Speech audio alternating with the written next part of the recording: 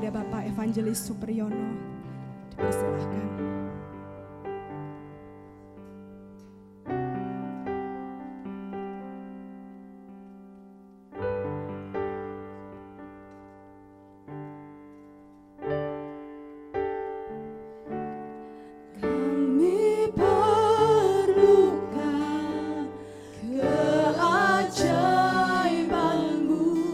Kita angkat tinggi-tinggi kedua tangan kita. Kita butuh Tuhan. Kita nggak bisa sendiri. Kami tak dapat jalan sendiri. Kami perlukan. Sekali lagi katakan. Sekali lagi katakan, nyanyikan lagu ini. Mari kita gandeng tangan rekan di kiri dan kananmu. Kita mau bersama-sama pada sore hari ini. Kita nggak bisa sendiri, kita butuh orang di sebelah kiri dan kanan kita. Kita perlu bergerak bersama-sama. Kita perlu berjalan bersama-sama. Kita perlu Tuhan bersama-sama. Kami perlu Kau Tuhan. Kami perlu Kau Tuhan. Kami perlukan keajaiban-Mu. Kami butuhkan sentuhan tangan-Mu. Kami tak dapat jalan sendiri. Kau lihat tangan kami Bapa yang bersama-sama. Kami perlu Kau Tuhan. Kami gak bisa sendiri Tuhan. Kami gak bisa masing-masing berjalan sendiri-sendiri dengan ego kami. Kami gak bisa mendirikan gereja bendera kami masing-masing Tuhan. Kami mau bersahati bergandengan tangan mengikrarkan nama Yesus, meninggikan panji keselamatan kami, panji kemenangan kami, kerajaan Allah. Kami percaya ada kasih karunia-Mu Tuhan. Kami percaya pada sore hari ini Kau akan menyatakan sesuatu yang baru Tuhan. Sesuatu yang belum pernah kami lihat, sesuatu yang belum pernah kami rasakan. Kami sudah mulai rasakan, kami sudah mulai mengalami Tuhan. Bahwa akan ada anak-anak muda yang menyembah Tuhan, melakukan sesuatu yang baru buat Tuhan. Tidak ada lagi denominasi yang meninggikan benderanya. Kami bersama-sama mau meninggikan nama-Mu Tuhan. Mari ambil rekanmu berdua-berdua, kita mau saling mendoakan kesehatian, kesatuan sebelum Kau mendengar firman ini. Sebelum saya sampaikan tentang apa itu bangsa ini, ambil rekanmu berdua-berdua di sebelah kiri atau kananmu. Pria dengan pria, wanita dengan wanita. Doakan satu yang kita harus doakan. Kita punya hati Allah pada sore hari ini. Minta hati Tuhan. Minta hatinya. Ya, kalau kau beda gereja, doakan gereja rekanmu. Kau beda denominasi, kau beda kampus, kau beda sekolah, doakan sekolahnya. Tuhan, Kau baik Tuhan. Kau mengasihi kota kami, Kau mengasihi kami Tuhan.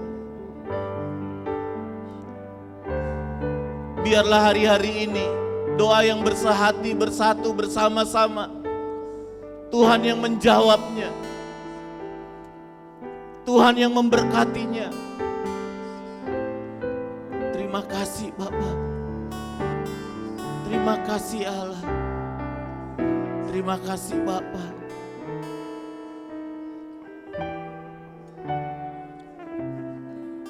Mari kedahkan tangan ke depan kepada pemain musik, singer, song leader, kepada tim profetik. Kami berdoa Tuhan, buat pengurapan yang baru buat anak-anak-Mu Tuhan. Biar ketika mereka Tuhan mengajak kami memuji, menyembah Allah, urapan profetik mengalir dalam hidup mereka, perkataan yang baru mengalir dalam hidup mereka. Urapan kuasa roh Allah menjadi nyata Tuhan di tengah-tengah pelayanan mereka. Hiburkan mereka dengan orang-orang yang mengasihi-Mu kembali. Hiburkan mereka dengan orang-orang yang kembali kepadamu Tuhan. Hiburkan mereka dengan kasih dan Tuhan pertobatan kuasa Allah yang mengalir dari dalam pelayanan mereka. Tuhan, kami percaya Tuhan, apa yang sudah mereka beri, Tuhan akan gantikan lipat kali ganda. Dengan urapan yang baru, dengan kasih yang baru, yang nyata dalam hidup mereka. Terima kasih Tuhan. Kami mau mendengar Tuhan, apa yang pernah Allah taruh Tuhan di dalam hidup kami. Di dalam keterbatasan setiap perkataan anak-Mu ini. Kami percaya di tempat ini kami punya Tuhan yang sama, yang tidak pernah terbatas oleh apapun juga. Bekerjalah Allah, bekerjalah Tuhan sesuai dengan kapasitas apa yang kami bisa lakukan Tuhan. Terima kasih Tuhan. Di dalam Kau kami ingin bergerak bersama-sama. Di dalam Kau kami ingin menjangkau bersama-sama untuk kemuliaan nama-Mu. Di dalam nama Tuhan Yesus kami berdoa. Di dalam nama Tuhan Yesus kami mengucap syukur. Setiap kita yang mengasihi Tuhan katakan amin. Mari beri kemuliaan buat Tuhan kita. Teman-teman yang dikasih Tuhan, sebelum duduk, dengerin dulu ya. Sebelum duduk, kasih salam sama kasih kata-kata yang memuji temanmu. Misal, jangan begini, kamu luar biasa, saya bosan dengar kata-kata itu. Kamu dahsyat. Anda perhatikan dari ujung kepala sampai ujung kaki. Apa yang bagus, kacamatanya bagus, puji kacamatanya. Rambutnya bagus, puji rambutnya. Jangan memuji yang dunia maya. Apa yang Anda lihat, puji. Ya, oke, lakukan sebelum Anda duduk.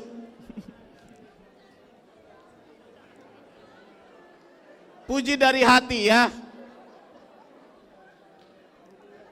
Boleh ditampilkan aja layarnya.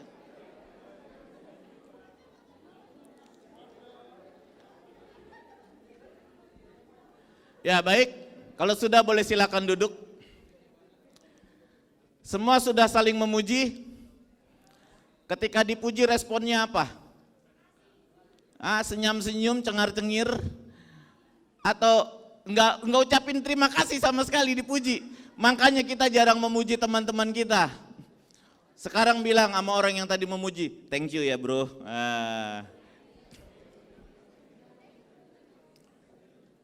Ya waktu saya singkat ya, jadi mudah-mudahan bisa semuanya terjawab. Perkenalkan dulu, orang bilang tak kenal maka,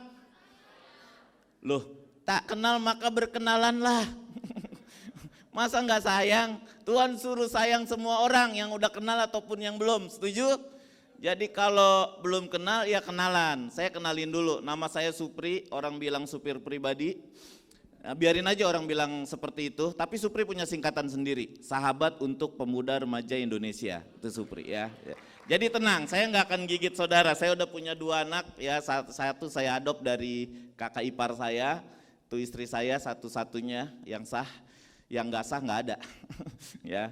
Oke, itu aja perkenalannya. Saya melayani di dunia training ya, di training karakter building ya. Jadi kerjaan saya dari hutan ke hutan, dari sungai ke sungai. Jarang nih di tempat yang seperti ini, jarang sekali. Kalau teriak-teriak di hutan, paling enak teriak di hutan, sekenceng-kencengnya nggak ada yang ngomelin ya. Baik, saya punya tema hari ini, temanya agak sulit ya. Nama temanya memeluk Indonesia. Anda pernah peluk Indonesia?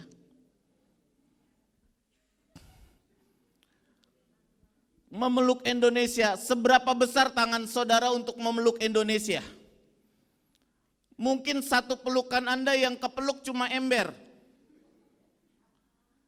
Itu sebabnya bilang mas sebelahnya, untuk memeluk Indonesia kita harus bersama-sama. Bilang mas sebelahnya, kita harus berkolaborasi.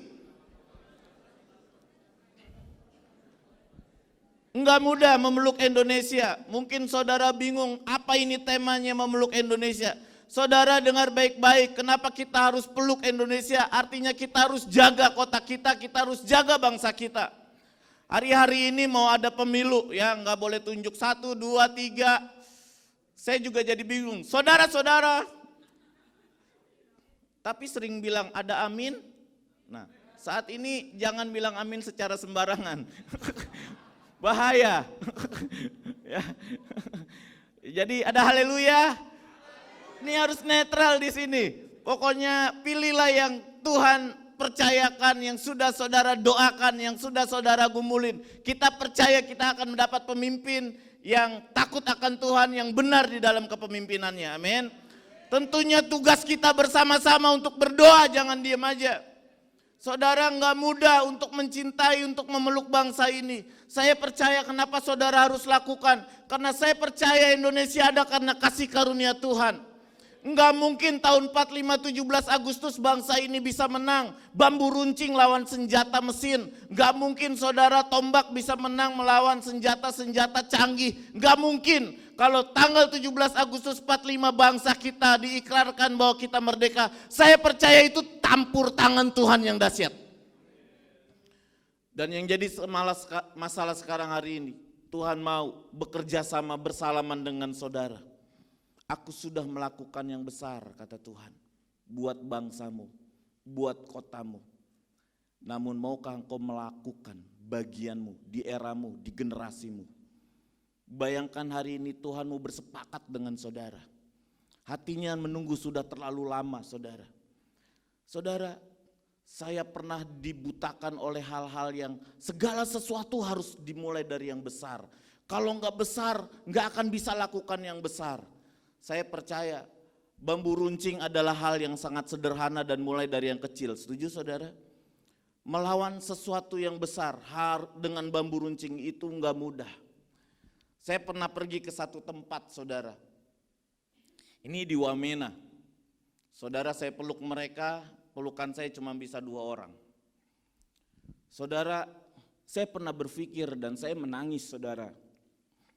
Pada waktu saya meninggalkan kaki. Saya beritahu dulu, ada mujizat Tuhan terjadi.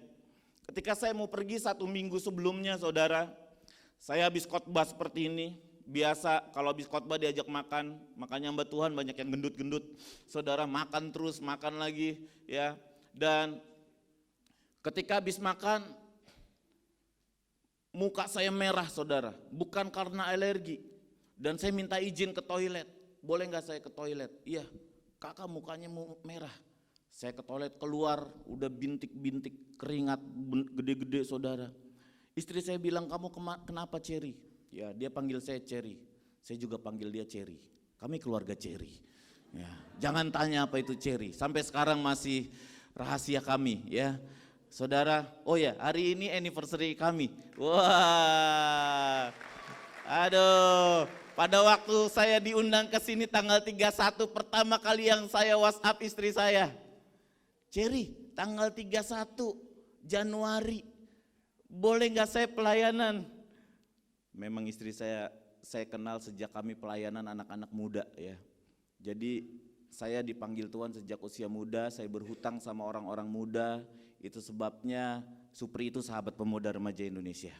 Dan seperti biasanya istri saya bilang, pergi. Karena itu panggilan yang gak pernah akan hilang dari hidupmu. Pagi-pagi dia udah bangun, siapin saya hal yang harus saya siapkan. Dia panggil anak saya, kita doa pagi-pagi tadi pagi. Saya terbang ke sini saudara, dan saya percaya kasih karunia Tuhan bekerja. Nah ketika saya lagi makan selesai, waduh, istri saya bilang, udah saya yang setir aja pulangnya. Dia setir, setiap ada gujlekan kosong itu sakit di dada saya sebelah sini, di perut sebelah sini. Besoknya pergi ke USG, periksa, alhasil ada batu ginjal. Saya posting di Facebook, wah, orang-orang pada kasih selamat. Wih kak, selamat ya, anak keduanya, wih, dikirain istri saya hamil.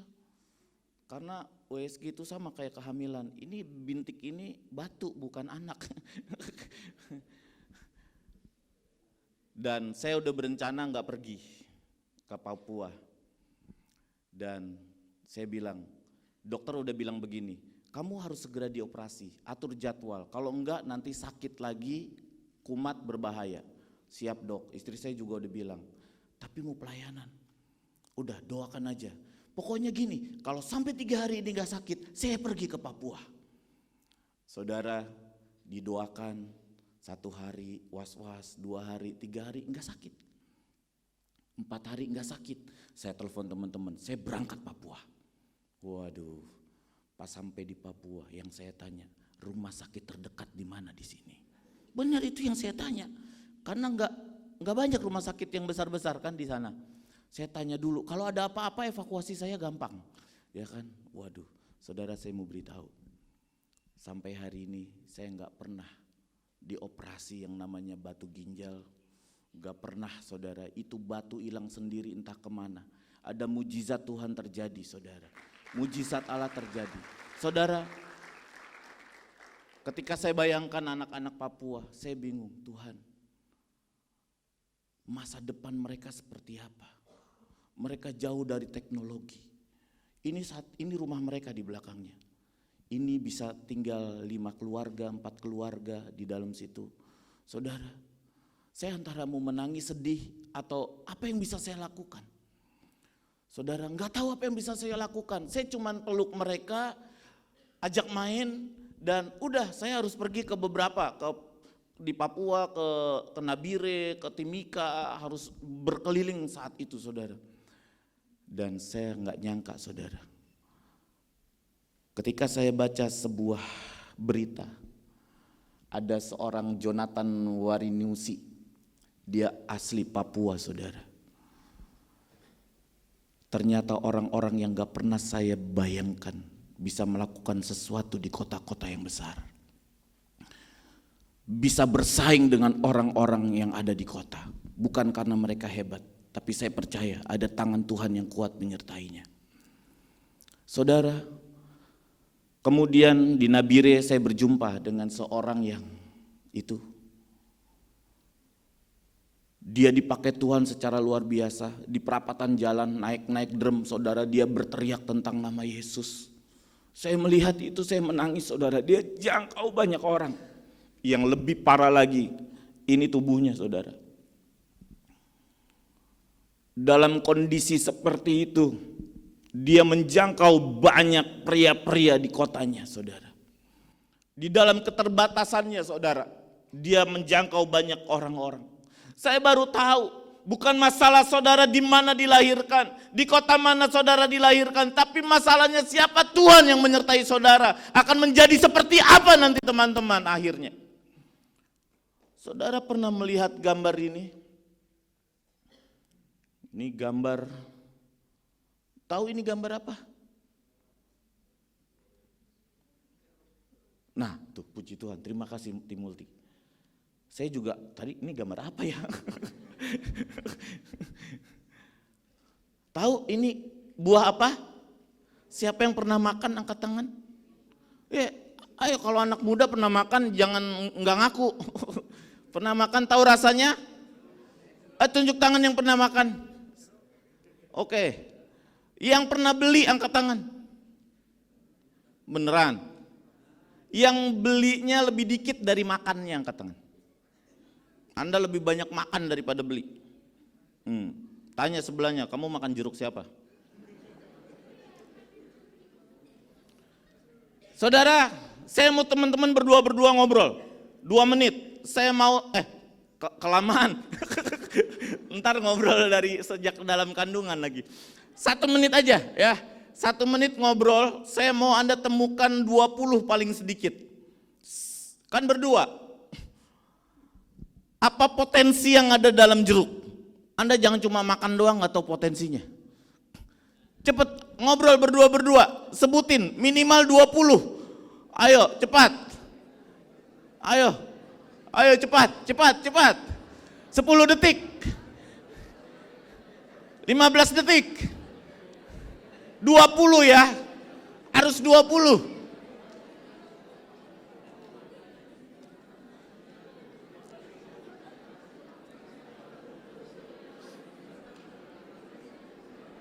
Saling mengisi, gantian. Enggak apa-apa, yang ke-11 disebut, yang ke-9 lupa, enggak apa-apa.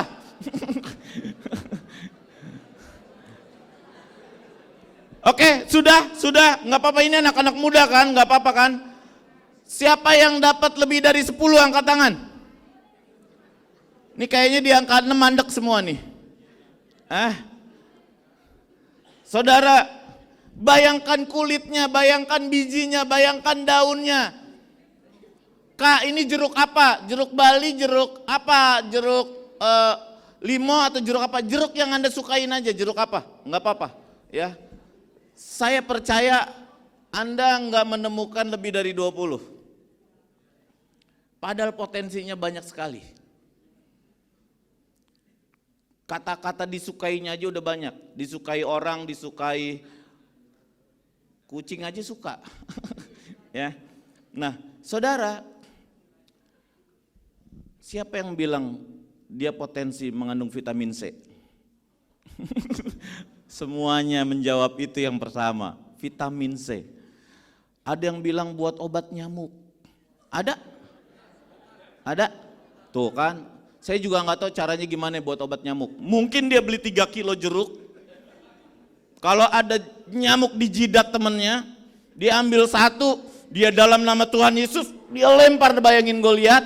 Kalau nggak kena, ada jeruk kiloan kedua. Saya nggak tahu apakah itu terjadi. Yang jelas fungsinya banyak sekali. Namun saudara, itu kalau jeruknya yang Anda bayangkan 1 jeruk. Boleh nggak saya berpikir dengan jeruk?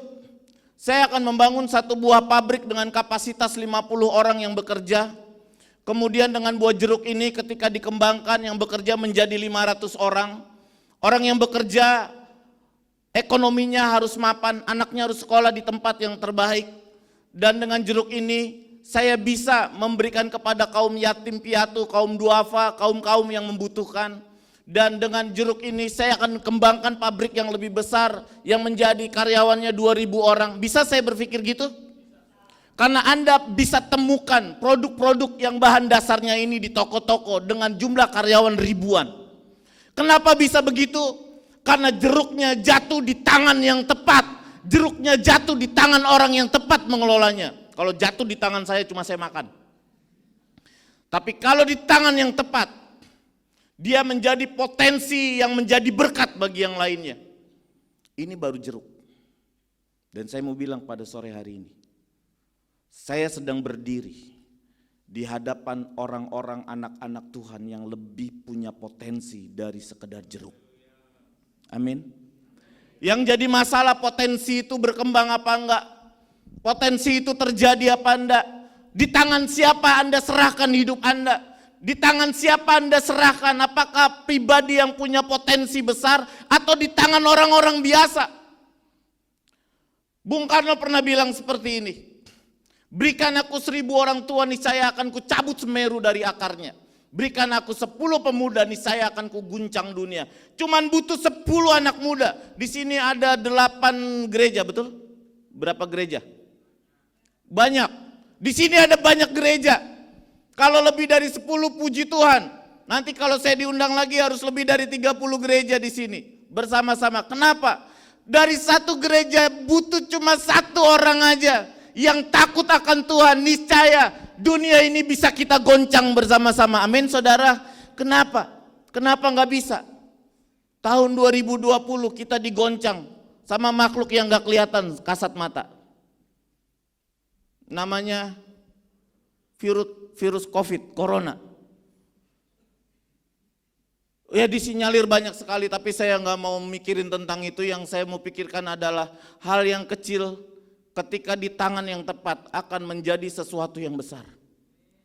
Apalagi saudara percaya ada di tangan Allah yang besar. Nah masalahnya saudara, ada di tangan siapa kita mau kita serahkan. Kitab Hosea bilang begini, ketika Israel masih muda, kukasihi dia, dan dari Mesir kupanggil anakku itu. Saudara, kalau Bung Karno cari 10 orang muda, Tuhan mencari anak-anak muda yang mau dikasihi oleh Tuhan. Dan yang namanya anak muda semua perlu dikasihi. Setuju dengan saya?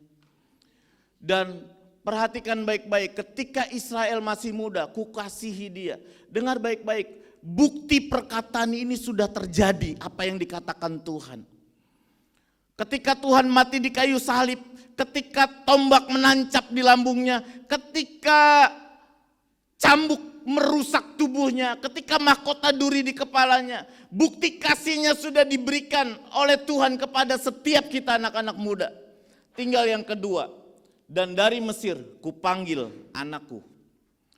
Saudara, saudara pernah dengar panggilan Tuhan? Tahun 1989, saudara umur berapa? Tahun 89. Waktu itu tanggal 16 Juli.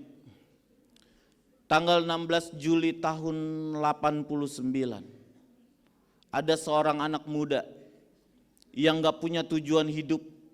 Anak dari seorang kuli bangunan yang gak punya tujuan untuk dia bisa bersekolah. Setiap jam 4 pagi dia harus bangun dari tidurnya. Dia berjualan koran di kota Jakarta. Dan ketika sudah menjelang jam 7, dia pergi ke sekolah kakaknya, dia gelar pisang goreng, dia gelar bakwan goreng, dia jual untuk biaya hidupnya.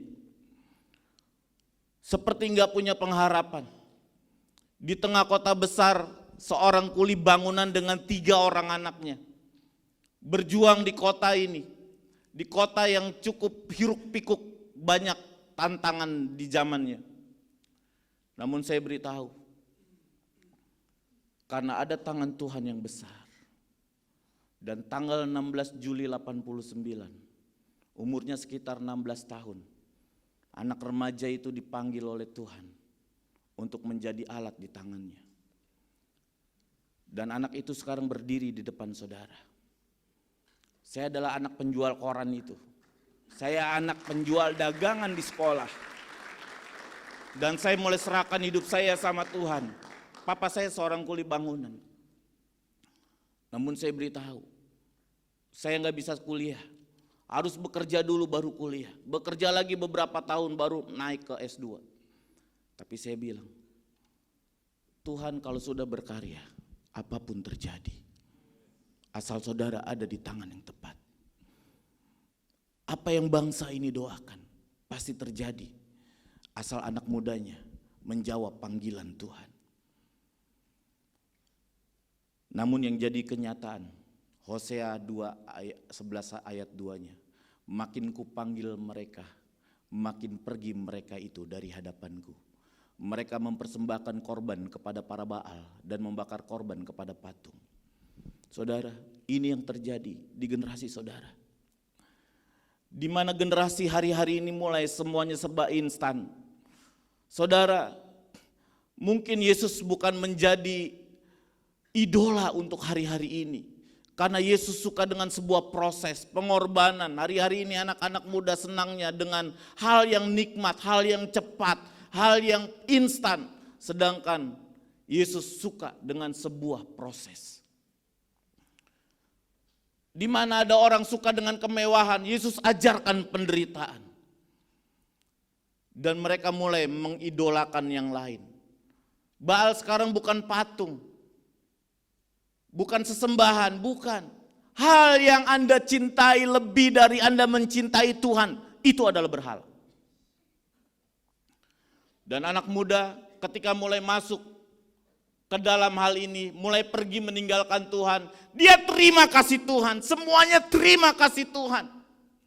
Semuanya sudah mengalami kasih Tuhan, tapi ketika Tuhan panggil, banyak orang yang pergi, itu sebabnya dia nggak dengar panggilan Tuhan. Bahkan saya ngomong banyak sama anak muda. Saya tanya ketika SMA, kamu lulus mau masuk kemana? Enggak tahu kak, terserah mama kuliahin di mana. Kamu cita-citanya mau apa? Enggak tahu kak, nanti aja lihat. Wow, mengerikan sekali saudara. Zaman ini adalah zaman di mana anak muda enggak peduli dengan hal-hal yang ada jauh di depan. Sedangkan hati Tuhan, hati yang melihat jauh ke depan. Dan anak muda mulai meninggalkan Tuhan. Dan Alkitab bilang masuk ke dalam lembah yang namanya kesengsaraan. Itu tertulis di Alkitab. Ketika mereka di Mesir, mereka menjadi budak. Mereka sengsara. Tapi ada orang yang berdoa. Saudara, berapa banyak kita yang masih berdoa hari ini setiap hari? Mungkin saudara berdoa sehari 3 kali. doa makan pagi, doa makan siang, doa makan malam. Puji Tuhan masih berdoa. Hari ini saudara, banyak kesengsaraan sebenarnya mulai terjadi. Sengsara mulai kehilangan apa yang Tuhan mau taruh di dalam hidupnya. Saudara, itu sebabnya Kejadian bilang begini. Dan Tuhan berfirman, aku telah memperhatikan dengan sungguh kesengsaraan umatku di tanah Mesir, dan aku telah mendengar seruan mereka. Saudara, di sini siapa yang pernah mengalami kesulitan? Angkat tangan. Yang enggak, luar biasa saudara. Dan banyak orang ketika mengalami kesulitan dia cari jawaban. Dan Alkitab bilang Tuhan telah memperhatikan kesengsaraan dan mendengar seruan. Berapa banyak hari ini anak-anak muda yang berseru. Saudara, ketika saudara membutuhkan komputer di rumah, yang lebih berseru orang tuamu atau engkau? Ketika engkau membutuhkan sesuatu di rumah, yang lebih berseru siapa? Dirimu atau bukan? Saudara, berseru kepada nama Tuhan dan Tuhan mendengar. Dan kenapa kita mulai jarang sekali mendengar panggilan Tuhan? Karena kita juga jarang panggil nama Tuhan. Padahal Tuhan punya janji yang disebabkan oleh pengerah-pengerah mereka. Ya, aku mengetahui penderitaan mereka. Sebab itu aku telah turun untuk melepaskan mereka dari tangan orang Mesir dan menuntun mereka keluar dari negeri itu ke suatu negeri yang baik dan luas. Saudara, mau ditaruh Tuhan di negeri yang baik dan luas? Amin. Apa itu baik? Baik itu artinya berpotensi, saudara. Apa yang Anda kerjakan dengan tanganmu berhasil. Di kampus saudara, di sekolah saudara, di pekerjaan saudara. Itu adalah tempat yang baik, yang punya potensi. Luas bicara tidak terbatas. Kenapa? Karena berkat-berkat Tuhan tidak pernah bisa dihitung oleh apapun juga saudara. Enggak bisa dikalkulator saudara. Karena 5 roti 2 ikan bisa kasih makan 5.000 orang, sisa 12 keranjang. Itu kalkulatornya dari mana saya juga enggak tahu. Karena berkat Tuhan, Tuhan sudah siapkan kepada generasi ini saudara. Asal generasi ini menjawab sebuah panggilan yang Tuhan mau. Namun apa katanya? Generasi ini mulai dibujuk oleh yang namanya berhala. Lihat saudara bujukannya, saya ingin bukakan. Kenapa? Karena saya pernah dibujuk.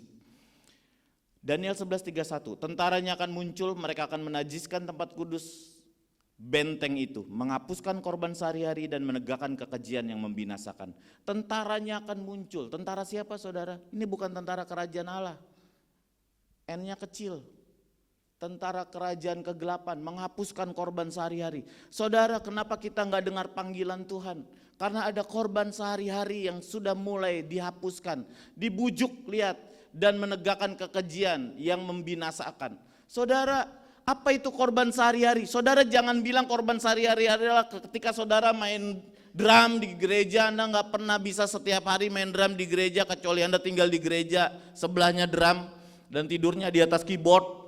Saudara mungkin bisa lakukan itu. Saudara jangan berpikir persembahan adalah ketika saudara ngasih kolekte atau uang persembahan. Saudara nggak pernah bisa setiap hari ngasih persembahan. Saudara jangan kira ketika Anda memuji-muji ini adalah korban menyembah Tuhan di gereja. Ini korban yang sehari-hari. Ya, ada yang bisa saudara lakukan setiap hari dengan kondisi apapun juga. Yaitu pujian penyembahan kepada Tuhan. Dan iblis mulai mau menghapuskan itu dari dalam hidup kita. Siapa yang sudah terasa ketika bangun pagi tidak ada lagi saudara angkat tangan dan berkata, Kau ku sembah, Kau ku sembah. Itu sudah mulai hilang. Saudara bisa menyembah setiap hari. Namun saudara sudah terbujuk untuk tidak melakukan itu karena ada yang lain. Untuk mengasihi bangsa ini harus mengasihi Tuhan Allahmu. Dan saudara menegakkan kekejian yang membinasakan. Dan orang-orang yang berlaku fasik terhadap perjanjian akan dibujuknya sampai murtad. Dibujuk, tahu dibujuk? Dirayu sedikit demi sedikit. Dari saudara berdoa, enggak berdoa 1 hari dalam sebulan. Mulai enggak berdoa 2 hari dalam sebulan. Mulai tidak berdoa 3 hari dalam sebulan. Mulai hilang penyembahan di dalam hidup saudara setiap hari. Sulit sekali ngangkat tangan, terlalu berat jam tangan saudara mungkin, saya nggak tahu. Sulit sekali mengangkat suara karena terlalu berat. Saya mau bilang saudara, tetapi umat yang mengenal Allahnya, dia akan tetap kuat dan akan bertindak. Amin saudara. Siapa umat yang mengenal Allahnya? Umat yang punya persekutuan dengan Allahnya. Umat yang akan dipakai Tuhan untuk menjadi berkat di kotanya. Bangsa ini akan menghadapi pemilu 2 minggu lagi saudara. Ambillah bagian menjadi anak-anak muda yang menentukan sejarah kotamu. Di Solo lahir banyak pemimpin-pemimpin di bangsa ini, betul? Saya percaya ini karena mungkin dan pasti karena ada anak-anak muda yang takut akan Tuhan. Saya naik ke lantai 16, saya lihat menara doa di atas. Gak semua kota punya hal yang seperti itu. Saya tahu kota ini gak bisa dimenangkan oleh kehebatan kita, tapi tangan Tuhan harus turun saudara, lewat generasi bangsanya. Siapa itu? Saudara dan saya. Berapa banyak yang mau dipakai oleh Tuhan? Angkat tanganmu. Berapa banyak yang visi ini mulai diambil, pujian penyembahanmu mulai diambil, rebut kembali. Karena gak ada orang yang Kristen yang punya 2 tuan di dalam hidupnya. Ketika saudara menyembah, saudara sedang menjadikan dia Tuhan dan dalam hidup saudara. Tapi ketika saudara tidak memuji dan menyembah, saudara sedang menjadikan tuan yang lain dalam hidup saudara. Dan itu mulai mau diambil. Dan malam hari ini ada tanggung jawab yang besar. Engkau dikasihi, ya. Tapi kata kitab Hosea, engkau juga dipanggil untuk menjawab kebutuhan kotamu, bangsamu. 1 gereja 1 anak muda, 1 gereja 2 anak muda. Kota Solo ini akan menjadi mercusuar bagi kota-kota lainnya di bangsa ini, bahkan di bangsa-bangsa. Mari kita tundukkan kepala kita. Saudara yang dikasih Tuhan, saya mau angkat, boleh pemain musik maju ke depan. Ada 1 buah kisah. Di Inggris ada sebuah taman kecil. Tidak terlalu kecil, tapi untuk Inggris itu ukurannya kecil. Setiap sore hari, ibu-ibu dan anak-anak selalu datang bermain di taman itu. Di sudut taman itu ada seorang penjual balon. Dan setiap banyaknya ibu-ibu yang datang bersama anak, balon gas ini yang berwarna merah dilepas tinggi-tinggi.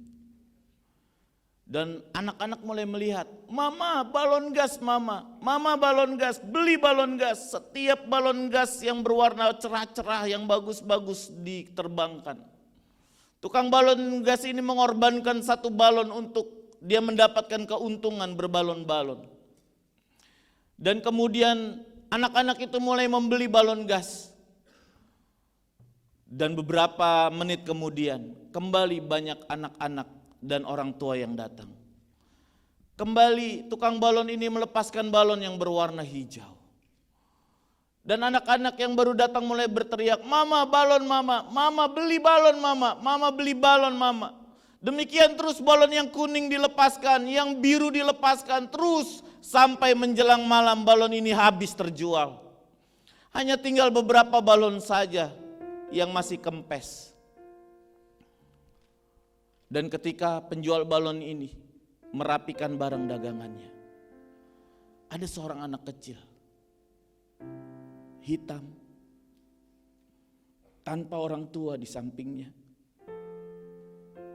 berjalan menghampiri tukang balon gas ini. Dan dia mulai menarik baju dari penjual balon ini. Tukang balon gas ini tetap merapikan barang dagangannya. Sampai akhirnya dia bertanya kepada anak kecil ini, kenapa nak? Kamu mau balon gas juga? Biar saya tiupkan 1 buatmu. dia menggelengkan kepalanya. Dan kemudian karena tidak mau tukang balon gas ini kembali merapikan balonnya. Gak lama kemudian anak kecil ini kembali menarik-narik tukang balon gas ini.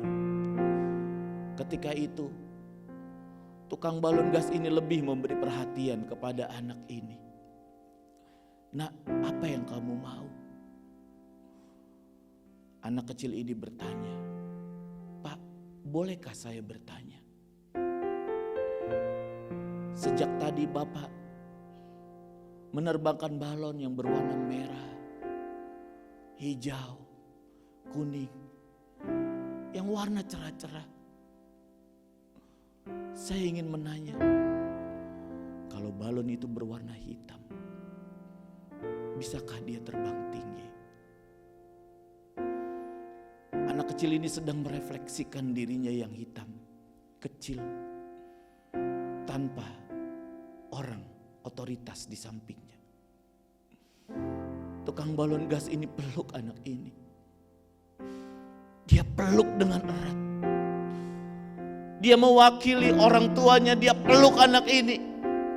Dan tukang balon gas ini berteriak, Nak, bukan warna yang membuat balon itu terbang.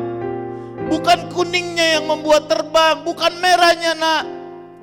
Balon itu terbang karena ada sesuatu di dalamnya. Ada sesuatu kekuatan yang bisa membuat terbang tinggi, namanya gas. Dan dia bertanya, bisakah aku terbang tinggi? Ya, asal sesuatu yang di dalammu tepat. Hari ini dengar baik-baik anak muda yang dikasih Tuhan. Tidak masalah engkau dari suku mana, kota mana, dilahirkan di mana. Seperti anak-anak yang saya peluk di Wamena. Dia menjadi anak-anak yang hebat. Bukan karena warna kulitnya, tapi di dalam dirinya ada pribadi yang besar. Dan hari ini dengar baik-baik, pribadi yang besar itu memanggil namamu untuk menjawab kebutuhan kotamu. Apakah engkau siap dengan panggilan ini? Jangan lihat dirimu, tapi lihat apa yang di dalam hidupmu. Berapa banyak engkau menjawab panggilan Tuhan? Saya hitung sampai 3, taruh tangan kirimu di dadamu. 1. Dan kau berkata, saya belum pernah dengar, belum pernah tahu panggilan Tuhan seperti apa. Ya, dan kau mau. Taruh tangan kirimu di dadamu. 2. Dan kau berkata, ini aku Tuhan. Aku mau menaruh di hatiku pribadi yang tepat, yang membawa aku bisa terbang tinggi.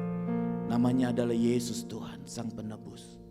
3. Taruh tangan kirimu di dadamu.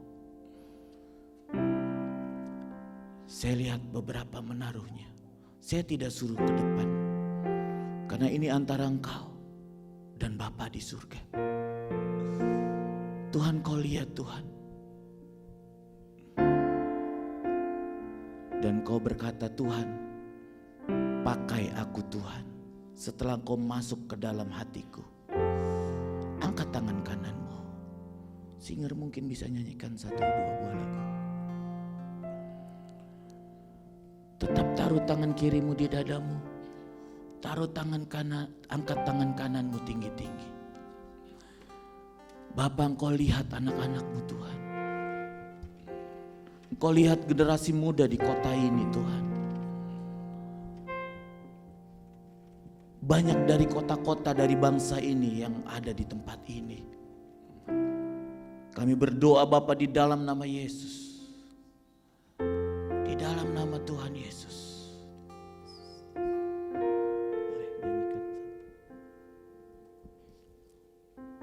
Kami percaya Tuhan,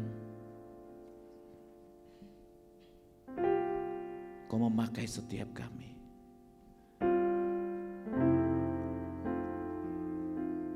Terima kasih Bapa.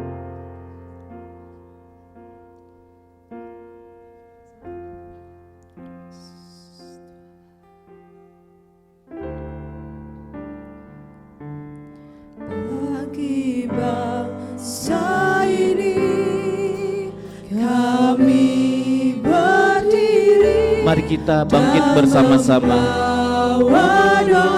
Kita mau berdoa buat kota kita. Kita mau berdoa. Kalau Tuhan sudah panggil hidupmu, kalau Tuhan sudah panggil hidupmu, jangan pernah lepaskan dia lagi. Jangan pernah lepaskan dia lagi.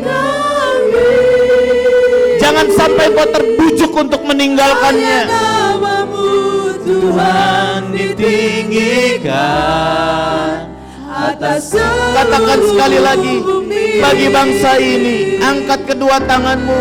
Bagi bangsa ini